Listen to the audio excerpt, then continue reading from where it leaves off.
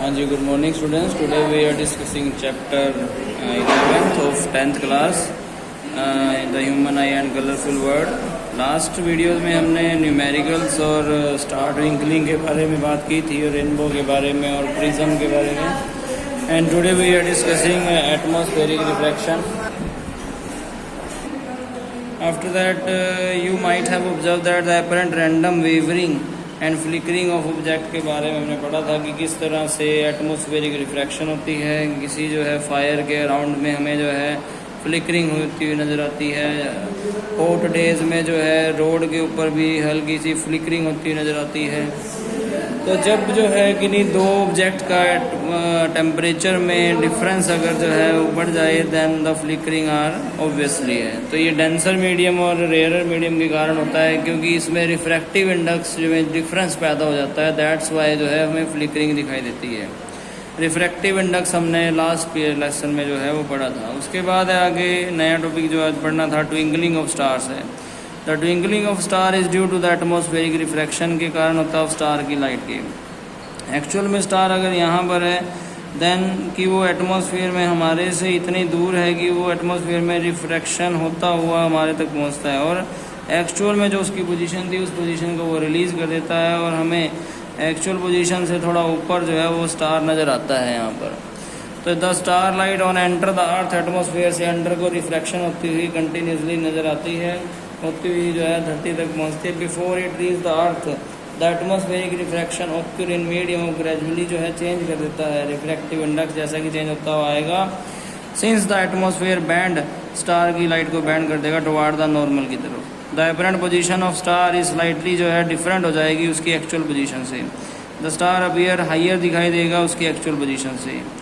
और the apparent position of star is not stationary नहीं होती बिकॉज एटमॉस्फेयर भी मूवमेंट में, धरती भी घूम रही है, but keeps on changing slightly since the physical condition of the earth atmosphere are not stationary नहीं है। इसी तरह as was the case in the previous paragraph में since the star are very distance बहुत दूर है, अप्रोक्सीमेटली एक बिंदु की तरह नज़र आता है as the path of rays, इसलिए जो है हमें स्टार ट्विंकलिंग होता हुआ नज़र आता है जी।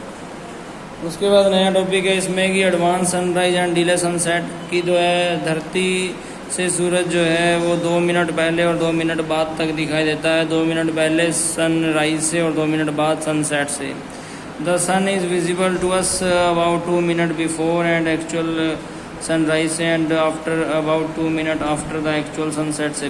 Because of the atmospheric refraction के कारण यह जो है फिनोमिना हमारे सामने इस दुनिया में होता है। By actual sunrise we mean that the actual जो क्रॉसिंग होती है होरिजन से बाय द सन से, तो वहाँ जो जैसा कि स्टार की पोजीशन एक्चुअल क्या थी उसकी अपरेंट पोजीशन उससे थोड़ी ऊपर दिखाई देती थी।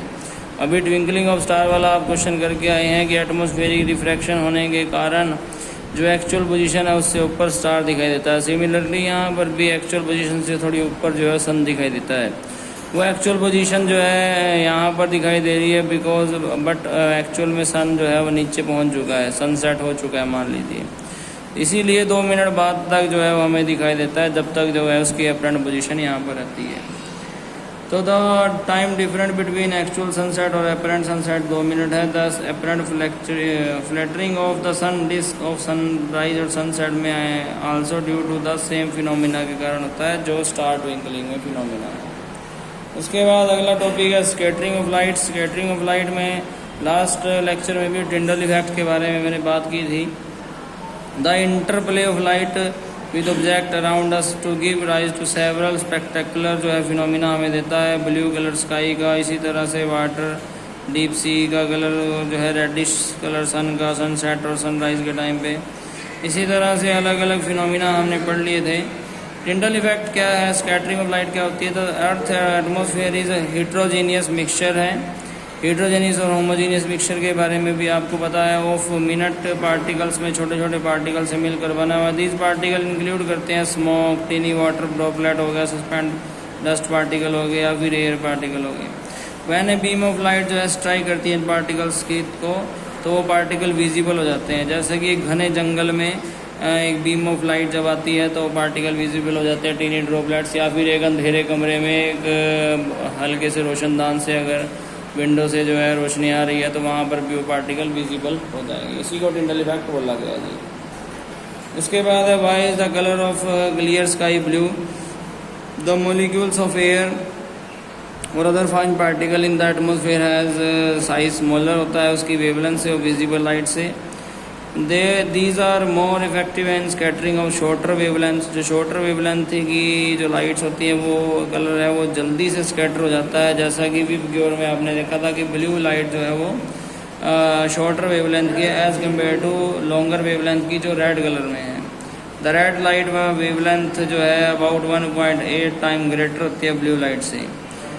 दस when sunlight pass through the atmosphere से आती है the fine particle in air scattered हो जाते हैं। ब्लू कलर जो है एक तरह से एज कम्पेयर टू रेड से। The scattered blue light enter our eyes में आती है। If the earth had no atmosphere होता तो हमें जो है स्कैटरिंग जो है वो नज़र नहीं आती, हमें ऊपर से ब्लैक ही नज़र आता दिन में भी और रात में। Then the sky would have look dark, इसलिए जो है स्काई जो है हमें डार्क नज़र आता है। The sky appear dark to passenger को दिन में भी दिखाई देता है जब वो हाई एल्टीट्यूड पर फ्लाई करते हैं।